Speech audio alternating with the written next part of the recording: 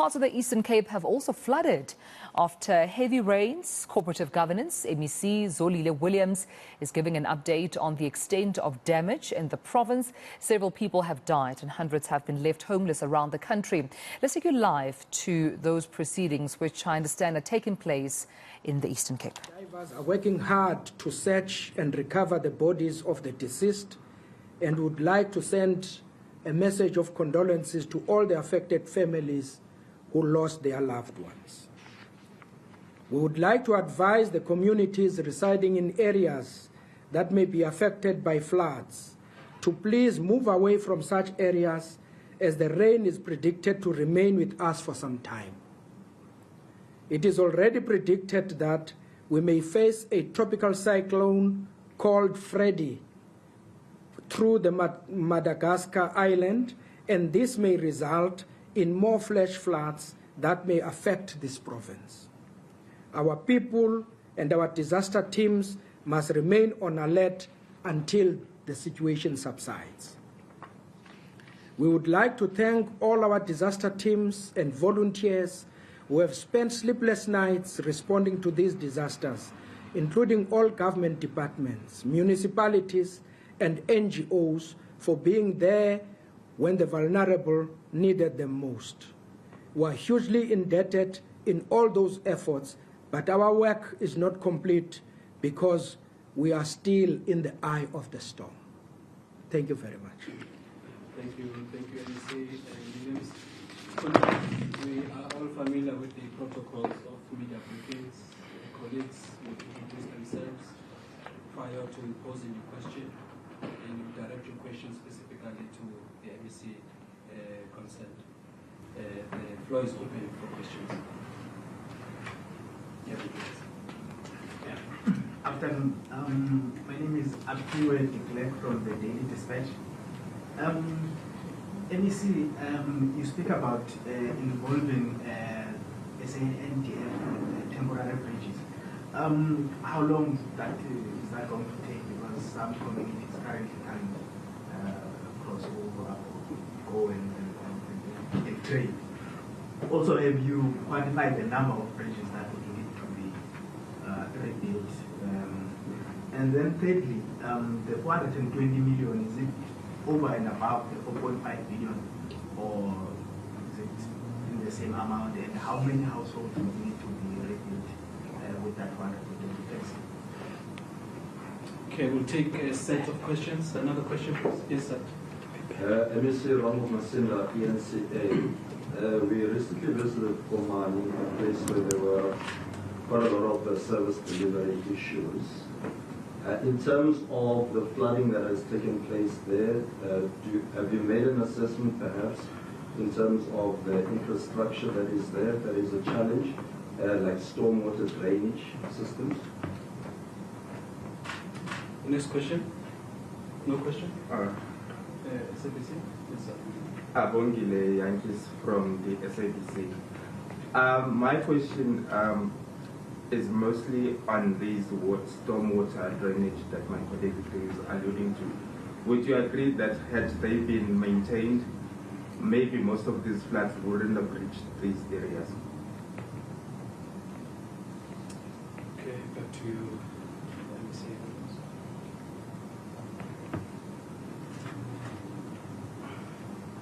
Thank you very much for the questions. It is difficult for now to provide any details in respect of the submission we've made to the interministerial meeting for disaster. We have submitted to them, and we are awaiting the National Disaster Management Center to indicate as to when, but we indicated that we need that as in yesterday in the Friday's meeting in respect to the Defence Force. So I can't provide any timelines based on the authority to approve rests with the Defence Force and the National Disaster Center. The question on 4.2 billion which relates to only bridges and roads infrastructure, the 420 million is additional to 4.2 billion. As we have said, the assessment are continuous in this respect. The issue of stormwater drainages and whether if they were maintained they would cope with the current rainfall. Well, I would not want to disregard the point of maintenance of stormwater drains. It's quite an important operations and maintenance issue to be considered by everyone. However, the torrential rains and the magnitude of the rain falling seems to be even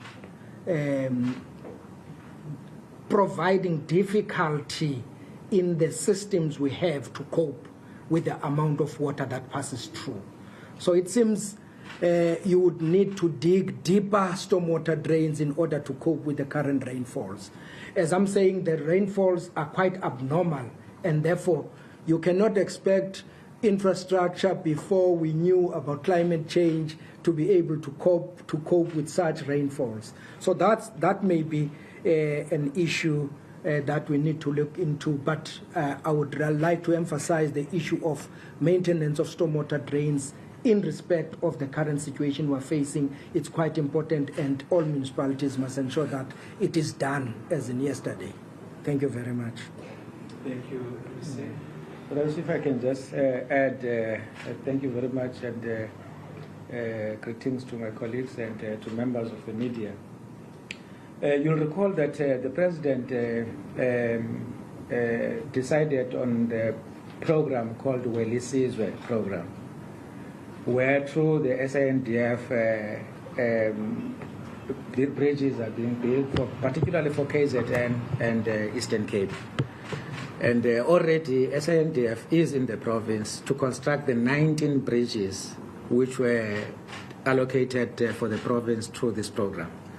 So the effort now seeks to piggyback on that program so that the work of the SANDF can be expanded to deal with the entire, challenge that we're facing, which is the point that Honorable MEC is making. And to add as well that we're reprioritizing even the current, budget whilst we're waiting for national intervention, so that we reprioritize so that we can intervene effectively in areas, where people have no access to basic services, which obviously will impact on the planned projects because it will result in those projects being delayed because money would have been diverted where there is dire need. That's what we will be doing as a province. And to urge, parents, to discourage learners from going to school where they are going to cross rivers. As the Honorable MEC has indicated that the Department of Education will make, arrangements for extra catch-up, lessons. There is no need for kids to risk their life to cross rivers, being afraid of, maybe, losing on classes. Arrangements will be made in order to deal with that situation. Lives are very important.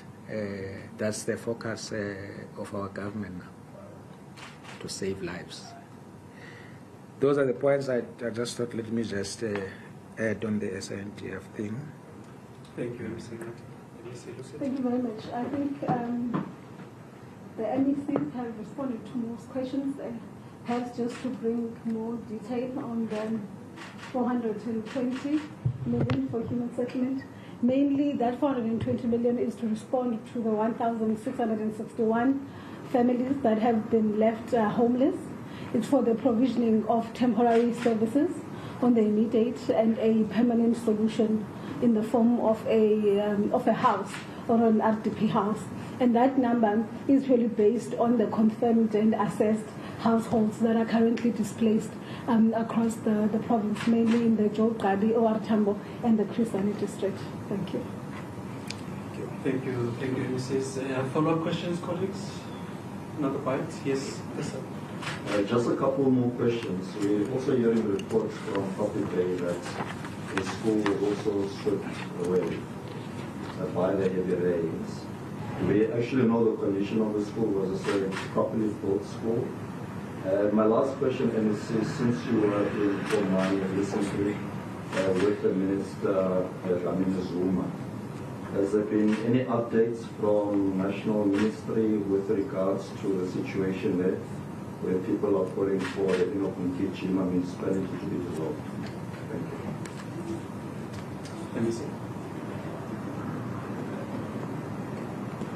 Thank you very much. Yes, Kyelinzima High School in Coffee Bay indeed was affected, and all the school equipment was washed away by the floods.